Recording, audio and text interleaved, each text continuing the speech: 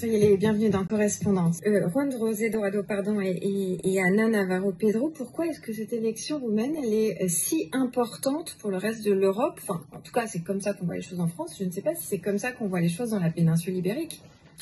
Elle est importante pour l'Europe, elle est importante de façon générale pour tous les pays, parce que justement, il ne faut pas croire que parce que nous avons, à un moment donné, par exemple, on n'a pas fait du tout attention aux élections en Hongrie. Et on voit où l'Hongrie va avec Viktor Orban. Et là, le problème se pose avec la Roumanie. Où est-ce que cette Roumanie-là va aller avec Simion s'il venait à être élu à la tête du pays? Parce qu'on va se retrouver avec une espèce de front nationaliste, ultranationaliste en Europe, avec d'un côté l'extrême droite qui gouverne en Italie, d'un côté l'Hongrie, on n'oublie pas Monsieur Fico qui gouverne en Slovénie. Si vous rajoutez à ça effectivement la Roumanie, l'Europe va avoir un problème qui va se multiplier parce que depuis quelques années, on a des problèmes avec notamment les politiques qui sont menées du côté de l'Hongrie. Maintenant, ça sera le même cas avec les Roumains, certainement. Et si vous rajoutez à ça le fait qu'aujourd'hui, il y a le premier tour de la présidentielle en Pologne, bah, effectivement, on pourrait se poser la question de l'importance de la Roumanie. Et l'importance aujourd'hui, elle est vraiment très importante pour toute l'Europe.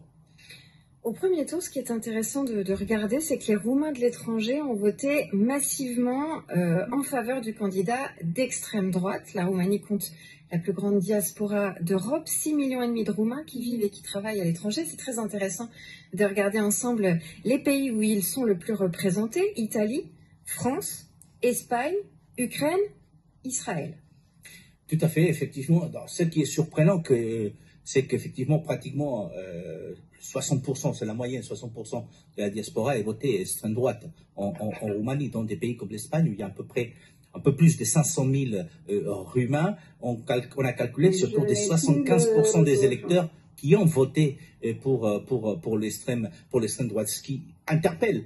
Pourquoi effectivement ces pays, ces Roumains qui sont dans des pays européens, qui travaillent dans des pays qui sont proches de l'Union européenne, votent l'extrême droite et un candidat anti-européen. Mais ce qu'il faut comprendre aussi, c'est que ces Roumains-là, beaucoup reprochent à l'Union européenne le fait d'avoir eu à partir de leur pays, parce qu'ils croyaient que peut-être l'arrivée à l'Union européenne allait trouver des solutions à tous les problèmes. Il y a des solutions qui ont été données, mais pas toutes, bien évidemment. Mais aussi parce que beaucoup des Roumains tiennent compte aujourd'hui aussi d'un phénomène qui est celui de la guerre en Ukraine, et aussi la présence de beaucoup d'Ukrainiens qui sont allés, que ce soit en Pologne ou que ce soit en Roumanie. Ça a créé aussi, même s'il y a la solidarité, et ça on ne peut pas nier la solidarité de la Roumanie, mais ça a créé aussi des problèmes internes. Mais c'est vrai que la diaspora roumaine a surpris tout le monde en votant massivement pour le candidat d'extrême droite.